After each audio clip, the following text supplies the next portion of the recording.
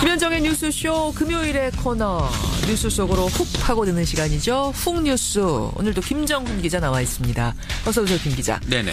오늘 훅 뉴스. 지난 월요일 굉장히 충격적인 사건을 김정훈 기자가 보도를 해줬는데 그 사건의 후속편쯤 된다고요? 네, 선배들한테 가혹행위를 당하는 남성 노동자의 이야기를 저희가 전해드렸죠. 유명 오토바이 업체 할리데이비슨 한국 지점에서 후배 정비사가 선배 정비사한테 가혹행위 당하는 뭐 그런 내용이었잖아요. 그렇습니다.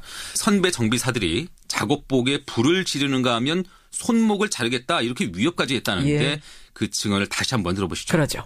채무가 타고 그리고 심할 경우에 불이 붙기도 하는데 그게 그냥 팔이나 이런 데 꽂아서 하는 게 아니라 성기나 엉덩이가 손목을 자르려고 한번 했거든요. 브레이크 디스크 혹시 아세요? 그러다가 제 손목을 이렇게 넣으라고 해가지고 신제품이라고 하면서 굉장히 내용이 충격적이었어요. 그때 파장도 굉장히 컸고요. 그렇습니다. 그 소식을 전해드리면서 또 다른 피해 사례 제보도 부탁을 드렸거든요. 제보가 많이 들어왔습니까? 네, 저희한테 들어온 제보들 그리고 추가 취재한 내용을 바탕으로 맞고도 숨지긴 직장 남성들의 사연을 오늘 훅뉴스 시간에 전해드리도록 하겠습니다. 예, 그러니까 사내 갑질, 사내 가혹행위. 그중에서도 여성들 피해 사례는 그동안 꽤 보도가 됐었는데 네네. 가려져 있었던 남성 직장인들의 피해 사례를 오늘 좀 중점적으로 들여다보겠다 이 말씀이신 거군요. 맞습니다. 취재해보니까 이런 폭력 문화가 심각해 보였습니다. 그래요? 그러한 문화가 있는 대표적인 사업장 중에 한 곳이 아마 방송사일 텐데요. 방송국. 네.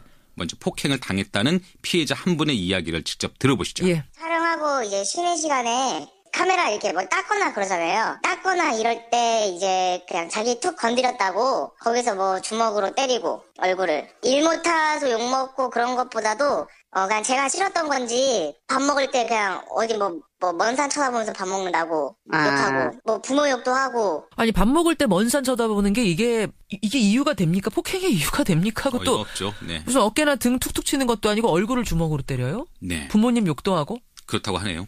한 지상파 TV 방송국에서 촬영 분야 스텝으로 일했던 비정규직 직원입니다. 예. 견디다 못해서 회사를 그만뒀고요. 현재는 방송에 대한 꿈을 접었다고 하네요. 이 피해자의 퇴사 이후에도 그 사업장 안에서는 폭력이 계속되고 있다고 하는데 현직 비정규직 직원의 이야기를 더 들어보시겠습니다. 그러죠. 상상할 수 없는 그런 뭐 일들이 있죠. 뭐 싸대기를 때린다거나 일하다 보면 서로 피곤하고 이제 아무래도 방sem을 많이 하잖아요. 짜증나니까 때린다거나 일하는 게 마음에 안 들 수도 있고 걔가 실수도 할 수도 있고 근데 이제 말하기보다는 뭐 내 툭툭 치는 거죠. 상식 밖에 그런 어떤 언행들도 굳이 기수고요. 물건을 저한테 던진다거나 뭐 이런 식도 있고요. 남성분인 거죠? 그렇습니다. 예. 물건을 있습니다. 던지는 것도 있고 그러니까 방송사라는 곳이 워낙 일이 많고 비정규직 직원들도 많고 네. 그러다 보니 가불관계 속에서 폭행들이 벌어진다 이런 얘기인가요? 그런데 폭행이 꼭 신분상의 가불관계에서만 이루어지는 것은 아닌 것 같더라고요. 그래요? 대한적십자사에서 있었던 일인데 피해자의 말을 한번 들어보시죠. 예. 아침 회의 시간에 전체 보는 앞에서 제가 다 끝나고 나서 기지개를 폈는데 그 상태에서 가슴을 손바닥을 확 쳐버리더라고요. 아무 이유 없이. 그러면서 제가 그 상태에 숨이 막혀가지고 엎어졌거든요, 앞으로. 근데 그 사람이 하는 말이 이 새끼 왜 이렇게 비실비실하냐, 약이나 줘라. 그걸 본 동료들은 그냥 그러려니 해요. 문화가 있어요, 또. 그쪽 패거리가 거의 군대 문화 수준으로 해가지고. 패거리 문화가 있다? 문화가 있다라는 거죠. 이분의 경우에 정규 직원이었거든요. 예. 근데 선배한테 그야말로 아무 이유 없이 맞았다는 것이죠. 그러네요. 결국 고소를 했고요. 가해자는 지난해 벌금형을 선고받았습니다. 폭력적인 문화가 존재해왔다는 얘기예요. 네, 꼭 군대가 아니어도 선임자가 후임자를 가혹하게 다루는 그런 사업장들이 있는 것입니다. 그런 유형의 대표적 사례는 아무래도 경찰이나 검찰일 텐데 역시나 사건이 없을 리가 없었습니다. 경찰, 검찰에서도. 네, 지난해 5월에는 경기도 광주경찰서의 김모 경사가 전 직속 상관으로부터 육체적, 정신적 학대를 받았다 이런 유서를 남기고 스스로 목숨을 끊었고요. 비슷한 시기에 자살한 서울 남부지검 김모 검사 역시 가혹행위를 당했다는 의혹이 일었거든요. 그랬죠. 네, 당시 숨진 검사 누나의 이야기를 들어보시죠. 동생은 부장이 남부지검에 온 지 불과 3, 4일 만에 쌍욕을 들었다고 해요. 그 후부터 쌍욕은 물론이고 결제 서류를 찢어서 던진다든지 밤늦게 술자리에 불러내서 모욕감을 준다든지 하는 등의 괴롭힘이 4개월 동안 계속되었다고 들었습니다. 지금 이야기들을 쭉 종합해보면 말이죠. 이 직장 내 폭력이라는 게, 억압적인 문화라는 게 어느 한 직장만의 이야기가 아닌 상당히 만연해 있다 이런 느낌 들어요. 네, 실제로 취업 포털 업체 인크루트가 지난해 성인 889명을 상대로 설문조사를 했거든요. 예. 응답자의 71%가 자신이 다니는 학교 또 직장에 군대식 문화가 남아있다 이렇게 답을 했습니다. 71%가? 10명 중 7명이요. 그런데 이 정도나 됐는데 왜 이 직장 남성들의 폭력 문제는 그동안 크게 주목을 못 받았을까요? 이 피해를 겪고도 쉬쉬하는 경우가 대부분이거든요. 사실 저희가 취재를 하면서도 애를 먹었던 게 피해자들 상당수는 자신의 사례를 드러내놓고 이야기하는 걸 꺼려하더라고요. 왜 그럴까요? 이 남자라는 이유로 웬만한 폭력은 견뎌야 한다 이런 분위기도 있고요. 예. 또 문제를 제기해서 오히려 불이익을 받지 않을까 이렇게 염려하고 있기 때문입니다. 두 가지가 겹쳐서. 네. 그래요. 폭력을 행사하는 사람은 분명히 상급자니까. 그런데 분명한 갑을관계라면 더하겠죠. 올해 초에 한전 직원이 한전 자회사 직원을 폭행한 사건이 있었거든요. 예. 회식 자리에서 있던 일로 기분이 상한 한전 직원한테 자회사 직원이 찾아갔는데 맞았다는 겁니다. 기분이 상해서? 네. 그런데 이 사안에 대해서 회사가 조사에 나서니까 오히려 피해자인 직원이 병원 진료 확인서 제출마저 거부를 했습니다. 아, 피해자가 거부를 했어요? 네, 못 내겠다고요. 이 사안을 국회 차원에서 조사했던 더불어민주당 박정 의원의 말로 한번 들어보시죠. 예. 피해 당한 사람들이 적극적으로 대응을 해야 되거든요. 대응의 방법들이 미온적이에요. 그게 보복이 두려워서 얘기를 못하고 의뢰 입장에서는 이게 알려지게 되면은 모 회사에서 쪽에서 갑질을 할 수 있는 그 회사 입장에서 피해를 당할까봐 불안한 게 있겠죠. 또 그다음에 자기 모 회사이기 때문에 어떤 여러 가지 불이익을 끼칠까봐 자기는 아무것도 할 수 없었다. 내가 당했는데도 말 못하고 쉬쉬하는 이런 상황들.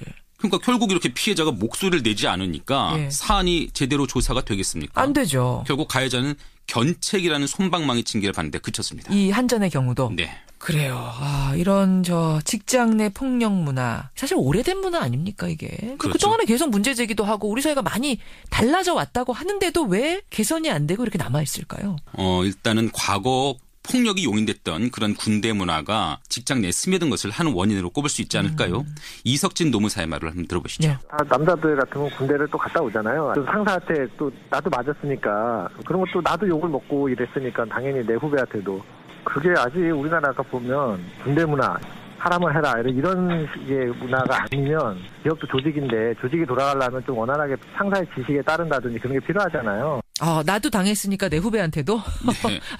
이런 군대 문화에 기업이 얼마만큼 친숙하느냐면요. 대한항공, 삼성물산, 포스코, 코레일 등의 유수한 기업들이 현재도 매년 병영 체험이라는 걸 할 정도거든요. 참여자들이 불만이 있어도 기업들은 애사심을 높이는데 이만한 프로그램이 없다 이렇게 보는 것 같은데 한 기업 관계자 말을 들어보시죠.